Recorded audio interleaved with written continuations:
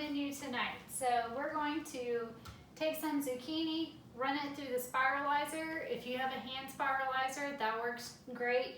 We usually eat quite a few of the Zoodles, so I was fortunate enough to get a very handy attachment, which I love to use. To start off, we're going to ensure that our zucchini is the right size. Also trimming off the ends, which aren't going to be very edible.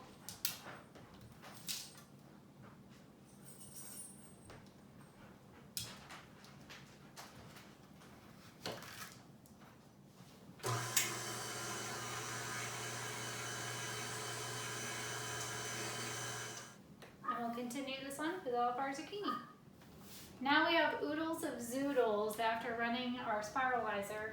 There are the cores and the ends that are perfectly edible. What I'm going to do is just chop these up and add them into our Zoodles. I'll add half a teaspoon of salt just to help draw out some of the moisture that's in the zucchini.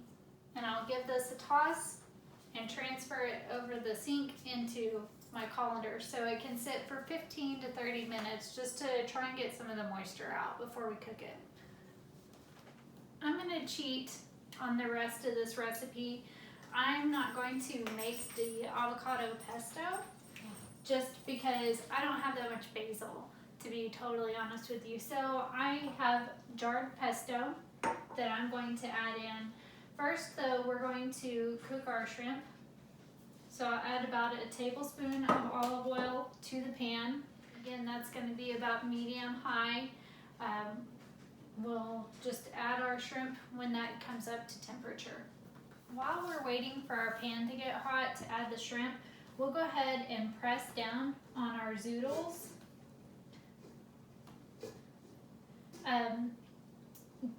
Moisture already came out of them pretty well from having the salt and just sitting, and so we're just kind of helping it along for any large amounts that are left.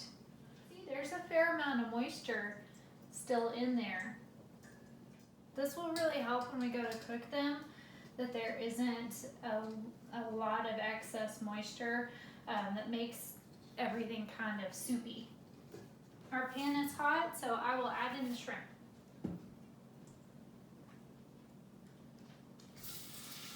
Add in a teaspoon of Old Bay. And then I'm going to cheat. I didn't add the garlic before, so I'm going to add some garlic powder. The recipe called for 3 cloves of garlic. I'm going to add in a teaspoon of garlic powder. Give this a stir. Once the shrimp are done cooking, we'll transfer them to, I'm just going to add them to a plate while we cook the Zoodles in the pan for a little bit.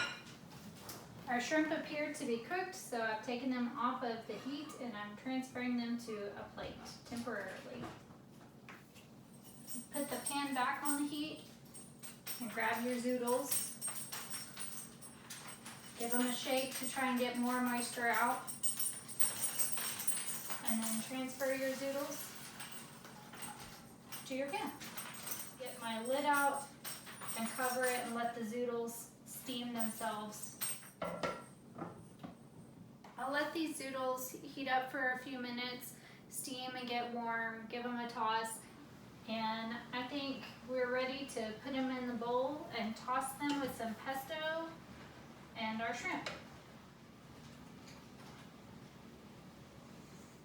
Now we'll add in some of our pesto, or if you want to make the pesto in the recipe, feel free to add it in. I've added my shrimp.